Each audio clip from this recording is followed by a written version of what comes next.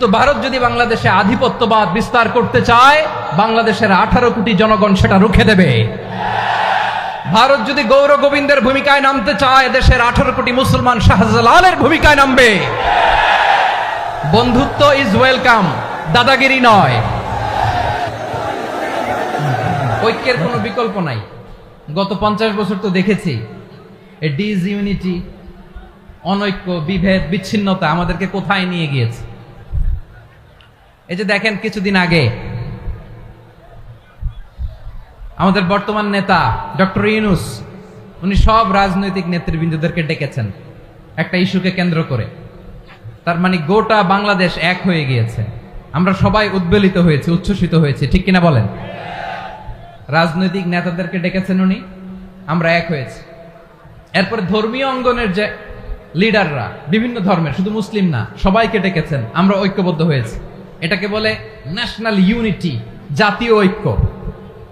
যে কোনো ধরনের কনস্পাইরেসি, ষড়যন্ত্র, আধিপত্যবাদ মোকাবেলায় জাতীয় ঐক্যের চেয়ে মোক্ষম হাতিয়ার আর নাই।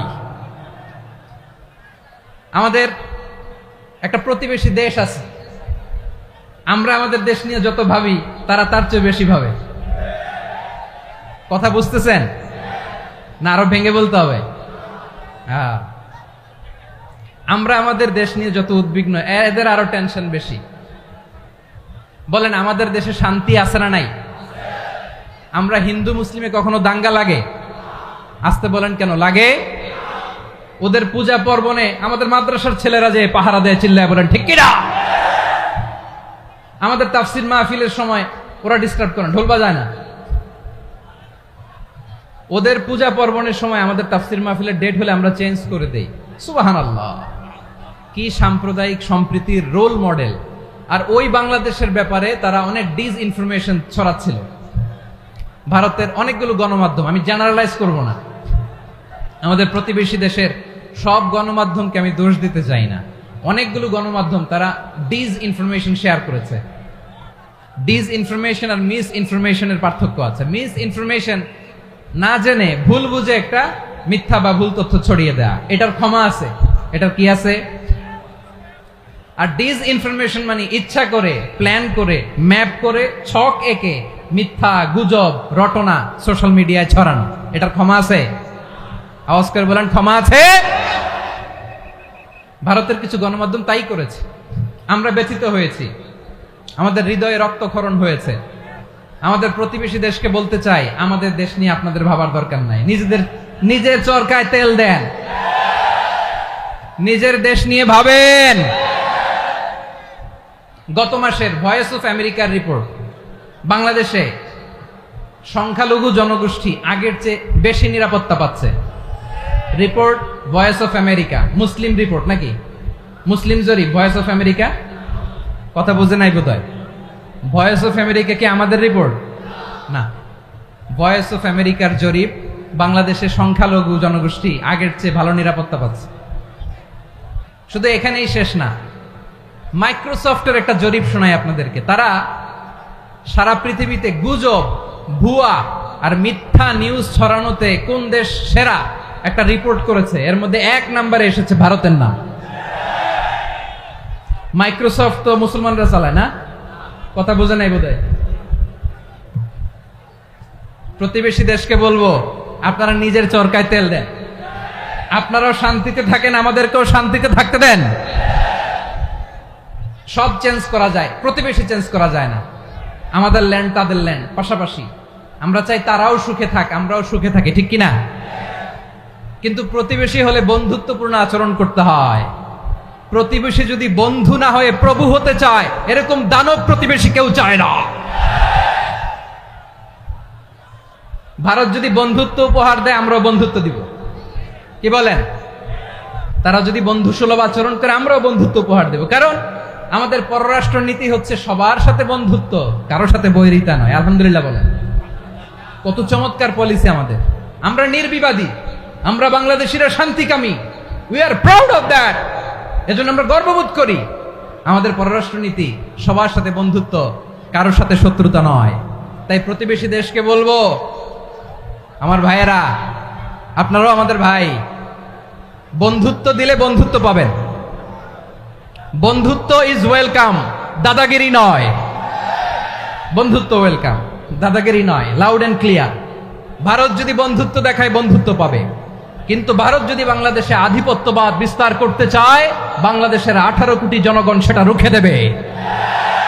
ভারত যদি গৌর গোবিন্দের ভূমিকায় নামতে চায়, দেশের 18 কোটি মুসলমান শাহজালালের ভূমিকায় নামবে। প্রিয় ভাইয়েরা, আমরা বন্ধুত্বে বিশ্বাসী, শত্রুতায় নই, ঠিক কিনা বলেন? আল্লাহ আমাদেরকে বোঝার তৌফিক দান করুক। তাহলে এই যে তারা বলেছে এদেশে সংখ্যালঘুরা কষ্টে আছে, দুঃখে আছে, এটা কি ঠিক? বলেন, এটা কি ঠিক? না, তারা ডিস ইনফরমেশন শেয়ার করেছে, এটা ঠিক নয়। আমার প্রতিবেশী বন্ধু রাষ্ট্রকে বলবো, আপনারা এটা করবেন না, এটা করবেন না। আমরা শান্তিতে আছি, আপনারাও শান্তিতে থাকেন, আমাদেরকেও শান্তিতে থাকতে দেন। এই যে চিটাগাংয়ের অ্যাডভোকেট আলিফ হত্যাকাণ্ডে গোটা বাংলাদেশ আমরা ধৈর্যের পরাকাষ্ঠা দেখিয়েছে, চিল্লায় বলেন ঠিক কিনা? আমাদের নেতা আমাদেরকে ডেকেছে, আমরা শান্ত থেকেছি। আমরা শান্ত থাকতে চাই, আমরা ঐক্যবদ্ধ থাকতে চাই। যে কোনো ষড়যন্ত্র রুখে দেওয়ার জন্য ঐক্যবদ্ধ প্রচেষ্টার কোনো বিকল্প নাই। এবার আওয়াজ করে পেকুয়ার ভাইয়েরা বলেন, আমরা ঐক্যবদ্ধ জীবনযাপন করতে চাই কি চাই না? আল্লাহ তাআলা সে নির্দেশনাই দিচ্ছেন। আল্লাহ তাআলা ইরশাদ করছেন, ওয়া'তাসিমু বিহাবলিল্লাহি জামিআন ওয়া লা তাফাররাকু ওয়াযকুরু নি'মাতাল্লাহি আলাইকুম إذ كنتم أعداء فألف بين قلوبكم فأصبحتم بنعمته إخوانا وكنتم على حفرة من النار فأنقذكم منها كذلك يبين الله لكم آياته لعلكم تهتدون আল্লাহু আকবার পড়েন। আল্লাহ বললেন, ও গোলামেরা শোনো, ওয়া'তাসিমু বিহাবলিল্লাহি জামিআ, ও আমার গোলামেরা সবাই মিলে আল্লাহর রশিকে আঁকড়ে ধরো। আল্লাহর রশি হলো ইসলাম, আল্লাহর রশি হলো কোরআন। আল্লাহ বললেন, কোরআনকে আঁকড়ে ধরো, ইসলামকে আঁকড়ে ধরো। একা একা আঁকড়ে ধরলে চলবে না, জামিআ সবাই মিলে আঁকড়ে ধরো। এই আদেশটা আমাদের জন্য দান করেছেন কে? আল্লাহ তাআলার নির্দেশ, ওয়া'তাসিমু বিহাবলিল্লাহি জামিআ, সবাই মিলে আল্লাহর রশিকে আঁকড়ে ধরো। হাবলুল্লাহ মানে আল্লাহর রশি। হাবলুল্লাহ মানে কি?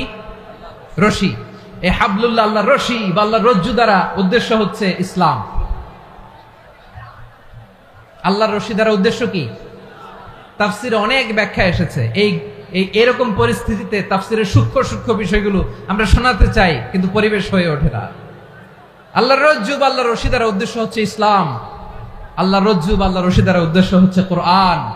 কারণ কোরআন আমাদেরকে ঐক্যবদ্ধ করে, ইসলাম আমাদেরকে ঐক্যবদ্ধ করে। চিল্লায় বলেন ঠিক কিনা?